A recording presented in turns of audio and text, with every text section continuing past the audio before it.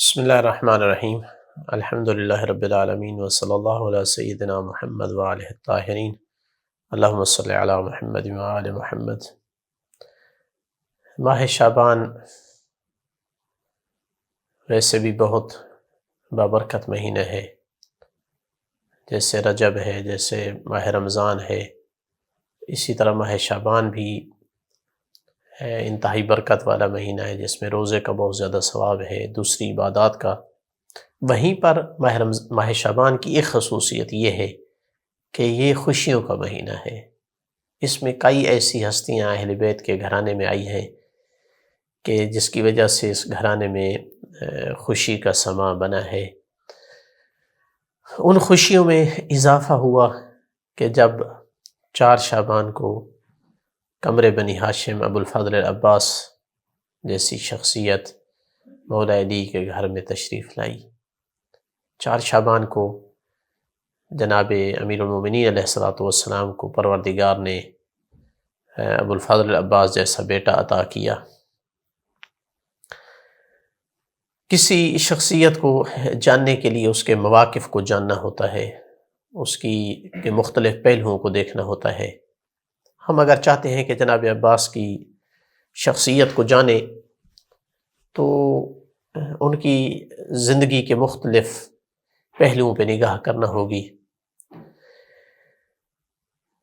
جو خصوصیات اس شخصیت کے اندر پائی جاتی ہیں ان میں سے ایک خصوصیت یہ ہے کہ ان کی اگر دیکھا جائے ان کی ولادت کو، ان کی والدہ کو، مولا علی علیہ السلام سے ان کے والدہ کے عقد کو، تو ایسا لگتا ہے کہ جیسے ایک اختیار کیا جا رہا ہے، ایک شخصیت کے آنے کے لیے خاص بندوبست کیا جا رہا ہے۔ جیسے ہم روایات میں پڑھتے ہیں ائمہ علیہ السلام کے لیے ایک خاص اہتمام ہوتا تھا، چناؤ ہوتا تھا، ایک والد کا اور ایک والدہ کا خاص چناؤ ہوتا تھا۔ ایسے ہی لگتا ہے کہ جناب عباس کے لیے ایک خاص چناؤ کیا گیا ہے، اختیار کیا گیا ہے کہ مولا علی علیہ السلام جب رسول اللہ صلی اللہ علیہ وسلم اور جناب سیدۃ نساء العالمین کی علیہ السلام کی رحلت کے بعد جب پریشانی کے عالم میں رہتے تھے تو اپنے بھائی عقیل کو بلایا، چونکہ عقیل نسب کا علم رکھتے تھے، تو کہا کہ میرے لیے کسی ایسی خاتون کی تلاش کرو قد ولدتھا الفحول، جس کو بہادروں نے جنا ہو، بہادر خاندان تلاش کر، لیتزوجھا لتلد غلاما، تاکہ میں اس سے شادی کر سکوں اور تاکہ ایسا مجھے وہ بیٹا دے، غلاما ذکیا شجاعا، ذکی ہو، سمجھدار ہو، ذہین ہو، بہادر ہو، لینصر ولدہ ابا الشہداء، تاکہ اس کے بیٹے ابا الشہداء ابی عبداللہ علیہ السلام کی مدد کر سکے فی میدان کربلا۔ یہ جملہ جو ہے یہ بعض متاخرین نے لکھا ہے، ورنہ جو اصل روایت ہے وہ پرانے مصادر میں بھی موجود ہے کہ جناب عقیل کو بلایا اور فرمایا کہ مجھے بہادر خاندان سے جو ہے وہ خاتون کی ضرورت ہے، میرے لیے رشتہ تلاش کرو۔ تو اس وقت جناب عقیل نے کلابی خاندان سے جو ہے وہ رشتہ تلاش کیا، اس لیے فَإِنَّهُ لَيْسَ فِي الْعَرَبِ مَنْ هُوَ أَشْجَعْ مِنْ أَهْلِهَا وَلَا أَفْرَسَ، اس لیے کہ اس خاندان سے بڑھ کر، اس قبیلے سے بڑھ کر عرب میں کوئی بہادر اور شاہ سوار نہیں تھے۔ اور جب یہ سیدہ ام البنین مولا علی علیہ السلام کے گھر میں تشریف لائیں تو ایسی باادب خاتون تھی کہ جنہوں نے جناب حسنین کے ساتھ، جناب کبریٰ کے ساتھ جو ہے وہ والدہ والی محبت دی، خدمت کی، اپنی اولاد سے انہیں مقدم کیا کرتی تھیں۔ آپ کو بہت کم نظر آئے گا کہ کوئی خاتون کسی دوسری خاتون کی اولاد کو اپنی اولاد پہ مقدم کرے، تاریخ میں ایسا کم ملے گا، جبکہ جناب ام البنین اپنا یہ شرعی اور دینی واجب دیکھتی تھیں کہ وہ اس طرح کریں، اس لیے کہ جناب حسنین ایسی اولاد ہیں مولا علی کی کہ جن کی محبت کو اللہ نے واجب کیا ہے، جو رسول اللہ کی امانت تھے۔ ایسی خاتون تھی کہ جنہوں نے ائمہ اہل بیت کے نگاہ میں انتہائی عظمت پائی۔ جناب حسنین عزت اور اکرام کرتے تھے جناب ام البنین کا، اور شہید اول نے لکھا ہے جناب ام البنین کے بارے میں کہ کانت ام البنین من النساء الفاضلات، فاضل خاتون تھی، عارفات بحق اہل البیت علیہم السلام، مخلصۃ فی ولائہم، مخلص تھیں، عارف تھیں، ممحضۃ فی مودتہم، قربان تھیں، مودت اور محبت اہل بیت میں فنا تھیں، وَلَهَا عِنْدَهُمْ الْجَاهُ الْوَجِيهُ، اسی لیے تو ایک مقام رکھتی ہیں اہل بیت کی نگاہ میں، بَالْمَحَلِّ الرَّفِيعِ، بلند مقام رکھتی ہیں۔ تو یہ پہلو بتاتا ہے جناب عباس کی شخصیت کا کہ ایک خاص چناؤ کے تحت یہ رشتہ ہوا ہے، اور ایک خاص پروگرام اور پلاننگ کے تحت جناب عباس مولا علی علیہ الصلوۃ والسلام نے گویا اللہ سے مانگا ہے ایسا بیٹا، اس کے لیے خاص اہتمام کیا ہے۔ تو اب اگر یہاں میں یہ بیان کروں جناب عباس کی شخصیت کا پہلو کہ وہ بہت بہادر تھے، تو یہ کوئی عجوبہ نہیں ہوگا، اس لیے کہ باپ وہ کہ جو بہادری میں معجزہ کہا جائے، صرف یہ نہیں کہ جن کی مثال نہیں ہے۔ میں ایک اہل سنت عالم دین کو پڑھ رہا تھا کہ انہوں نے لکھا کہ معجزہ تھے۔ ہم بعض دفعہ کہتے ہیں کہ بے مثال بہادری تھی، یعنی کوئی بہادر اس طرح بہادر نہیں ہے ہمارے پاس، نہیں، یہ کم ہے، ہو ہی نہیں سکتا ہے کہ ان جیسا بہادر ہو، چونکہ معجزہ تھے اللہ کے رسول کا، زندہ معجزہ تھے، ایسی بہادری، اور باپ ایسا بہادر اور ماں ایسے خاندان سے کہ جو عرب میں جس طرح جیسا کوئی بہادر خاندان نہ ہو، تو پھر یہ بہادری ورثے میں ملی ہے جناب عباس کو۔ اگر وہ بغیر تلوار اٹھائے نیزے کے ساتھ بھی حملہ کرتے ہیں اور 4000 دشمن کی فوج کے دستے کو شط فرات کے کنارے سے بھگا دیتے ہیں، تو یہ پھر کوئی بڑی بات نہیں ہے، یہ وہ بہادری ہے جو مولا علی سے ورثے میں پائی ہے۔ کسی شاعر نے لکھا واقع العذاب علی جیوش امیۃ من باصر هو فی الوقاء مؤلم، عبست وجوہ القوم خوف الموت والعباس فیہم ضاحک یتبسم۔ کیسے بیان کر رہا ہے جناب عباس کی بہادری کو کہ جب جیوش امیہ پر واقع ہوتے تھے تو ایسے جیسے اللہ کا عذاب واقع ہوا ہو کسی قوم پر، ایسے تباہ و برباد کر دیتے تھے، اور جب حملہ کرتے تھے تو ان کے چہروں پر موت کی گویا کہ زردی اور پریشانی چھا جاتی تھی، جبکہ مولا عباس مسکرا رہے ہوتے تھے۔ قلب الیمین علی الشمال وغاص فی الاوساط بحسد للرؤوس ویحتم، کھوپڑیوں کو اتنا اڑاتے تھے کہ یمین کو، یعنی وہ جو دایاں دستہ ہوتا تھا وہ بائیں والی جگہ پہ پہنچ جاتا تھا بھاگ کر، اور بایاں جو ہے وہ دائیں کی جگہ پہ آ جاتا تھا۔ بطل تورث من ابیہ شجاعۃ فیہا انوف بن ضلالۃ ترغم، ایسے بہادر تھے جنہوں نے اپنے باپ سے بہادری کو میراث میں پایا تھا، اور گمراہ لوگوں کے جو ناک ہیں ان کو رگڑ دیتے تھے۔ تو یہ بہادری تو ان کی گویا ایک ایسی خصوصیت ہے کہ جو ان کو ورثے میں ملی ہے۔ جناب عباس کے اگر ایک اور پہلو کو دیکھا جائے، واقعاً عظیم پہلو ہے، واقعاً علماء نے بغیر کسی دلیل کے نہیں کہہ دیا جناب عباس معصوم تھے، اس لیے کہ کچھ چیزیں دیکھی تھیں انہوں نے۔ بہت بڑی بڑی ہستیاں اسلام میں گزری ہیں ائمہ کے علاوہ، علماء نے معصوم کی ہونے کا دعویٰ نہیں کیا ہے۔ جناب عباس کی زندگی میں کچھ ایسے پہلو نظر آئے ہیں، علماء کو کہنا پڑا ہے کہ کسبی عصمت رکھتے تھے، وہ بھی عصمت نہیں ہے اللہ کی جانب سے، وہ ائمہ اور انبیاء کے ساتھ خاص ہے، لیکن عملاً معصوم تھے۔ ان میں سے ایک چیز کہ ائمہ کی زبان سے ایسے کلمات صادر ہوئے جو نادر ہیں، بلکہ بے مثال بے نظیر کلمات ہیں، جو کسی معصوم ہستی کے علاوہ ایسے کلمات کسی کے حق میں صادر ہوں، ان میں سے ایک کلمہ امام زین العابدین علیہ الصلوۃ والسلام سے ہے۔ فرماتے ہیں رحم اللہ امی العباس، خدا رحم کرے میرے چچا عباس پر، فلقد آثر و ابلا، جس نے آزمائش میں اپنا ترجیح دی ہے میرے بابا کو، اہل بیت کے افراد کو اپنے اوپر، حق ادا کیا ہے آزمائش کے وقت میں،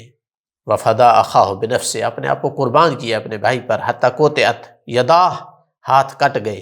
فرماتے ہیں فَأَبْدَلَهُ اللَّهُ بِجَنَاحَيْنِ، اللہ نے دو پر عطا کیے ہیں بازو کے بدلے میں، یطیر بہما مع الملائکہ فی الجنہ، ملائکہ کے ساتھ پرواز کرتے ہیں جنت میں، جیسے جعفر ابن ابی طالب کو پر دیے تھے۔ اب جعفر کوئی عام شخصیت نہیں تھے،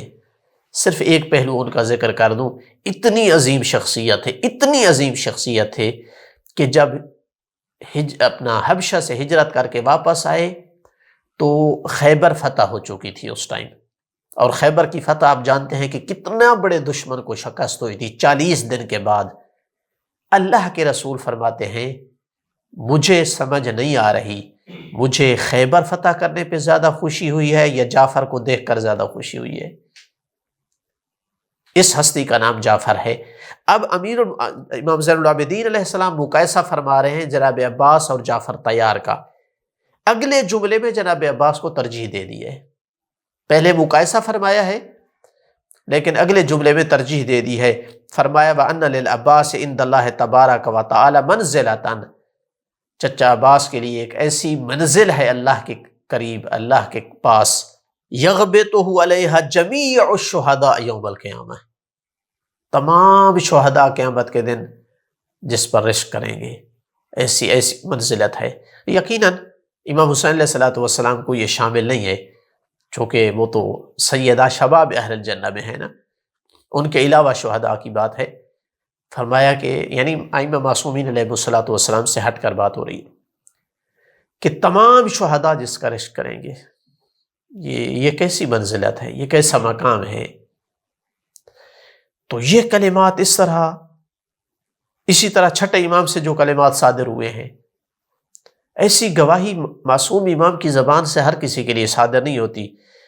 فرماتے ہیں کان امی العباس علی ابن ابی طالب، عباس ابن علی ابن ابی طالب نافذ البصیرہ صلب الایمان، انتہائی گہری بصیرت کے مالک تھے، انتہائی مضبوط ایمان رکھنے والے تھے۔ جاہد مع اخیہ الحسین ابلا بلاء حسنا ومضى شہیدا۔ تو یہ شہادت کسی شخصیت کے بارے میں معصوم امام کی زبان سے صادر ہو، اور پھر جب زیارت کے لیے آئے ہیں جیسا کہ وارد ہوئی ہے زیارت، تو فرماتے ہیں اشہد انک لم تہن ولم تنکل وانک مضیت علی بصیرۃ من امرک، پھر گواہی دے رہے ہیں کہ تو بصیرت، اپنے امر سے بصیرت پر رہا ہے، مقتدیا بالصالحین متبعا للنبیین، تو نے نبیوں کی اتباع کی ہے، تو نے صالحین کی اقتداء کی ہے۔ اور شاید اسی بصیرت کا ہی تقاضا تھا کہ جب شب عاشور امام حسین علیہ السلام نے جمع فرمایا ہے اور کہہ رہے ہیں کہ تم چلے جاؤ، میں تم پر راضی ہوں، تعریف کر رہے ہیں، تم جیسے اصحاب کسی کو نہیں ملے ہیں، باوفا صحابی ہو، باوفا آل ہو، نیک اور صالح ہو، میں راضی ہوں، چلے جاؤ۔ اب اس سے پہلے کہ کوئی اور بولتا، اور پتہ نہیں کیا بولتا، کوئی اور بولتا، نہیں معلوم، جناب عباس کی بصیرت کا یہ تقاضا تھا کہ اس محفل میں سب سے پہلے وہ بولے۔ روایت میں ہے کہ سب سے پہلے مولا عباس بولے، جواب میں کہتے ہیں لم نفعل ذلک، کبھی نہیں ہو سکتا ہم ایسا کام کریں چھوڑ کر چلے جائیں، لنبقى بعدک، تاکہ آپ کے بعد ہم زندہ رہیں، اس لیے چلے جائیں نا، کوئی اور ہدف تو نہیں ہے، تاکہ آپ شہید ہو جائیں اور ہم زندگی کے کچھ دن گزار لیں۔ لا اران اللہ ذلک ابدا، اللہ ہمیں کبھی وہ لمحہ نہ دکھائے کہ آپ دنیا میں نہ رہیں اور عباس زندہ ہو۔ یہ بصیرت کا تقاضا تھا جناب عباس کا۔ اسی طرح جناب عباس کے اگر وفا اور اخلاص کے پہلو کو دیکھیں تو مثال چھوڑ دی ہے، کسی کی وفا کی مثال دینی ہو تو جناب عباس کی وفا کو مثال کے طور پر پیش کیا جاتا ہے، پیکر وفا اور اخلاص تھے۔ اسی وفا اور اخلاص کی بنیاد پر ہی مولا علی امام حسین علیہ السلام نے جو ہے انہیں آخر تک اپنے ساتھ رکھا، اپنا حامل لواء بنایا۔ یعنی امام حسین علیہ السلام جتنا یقین اس شخصیت پہ اعتماد اور یقین رکھتے تھے شاید کسی اور پہ نہیں تھا۔ چھٹے امام زیارت میں یہ جملے فرماتے ہیں، اشہد لک بالتسلیم، میں گواہی دیتا ہوں کہ تو نے تسلیم کر دیا۔ امام حسین علیہ السلام کے سامنے سرخم تسلیم کر دیا، ہر امر کی اطاعت کی، والتصدیق والوفاء، وفا نبھائی تو نے، والنصیحہ لخلف النبی المرسل والسبط المنتجب، نبی کے اس خلیفہ کے لیے اور نواسے کے لیے تو نے وفا ثابت کر دکھائی۔ اور اسی وفا کا تقاضا تھا کہ جب شمر ملعون نے اسپیشلی طور پر ابن زیاد سے جناب عباس اور ان کے بھائیوں کے لیے امان طلب کی ہے، چونکہ بھانجے لگتے تھے رشتے میں جا کر، اب نہیں معلوم واقعاً وہ خونی جذبہ تھا اس کا، ان کو نجات دلانا چاہتا تھا اپنے بدگمانی کے مطابق کہ یہ مارے نہ جائیں، یا یہ کمزور کرنا چاہتا تھا امام حسین علیہ السلام کو، سازش تھی۔ بہرحال جو بھی تھا، اس نے آ کر کے کہ میں تمہارا خال ہوں اور میں امان لے کر کے آیا ہوں، تو وفا کا تقاضا ہے۔ جناب عباس نے جواب میں فرمایا لعنک اللہ ولعن امانک، لعنت ہو تم پر بھی اور تمہاری امان پہ بھی، وَإِن كُنْتَ خَالَنَا، اگرچہ رشتے میں تو خال لگتا ہے لیکن کیا کریں تو ملعون ہے، تیری یہ امانت ملعون ہے۔ أَتُؤْمِنُونَ وَابْنُ رَسُولِ اللَّهِ لَا أَمَانَ لَهُ، کیسے ملعون نہ ہو تو کہ اپنے بھانجے کے لیے تو امان لے کر کے آیا ہے، نواس رسول کے لیے امان نہیں لایا، ابن رسول کے لیے، نواسہ نہیں فرمایا، فرزند رسول کے لیے امان لے کر نہیں آیا، تو چاہے تو خال ہے تو ملعون ہے۔ یہ وفا ہے، یہ اخلاص ہے۔ ایثار اور قربانی کے پہلو سے دیکھیں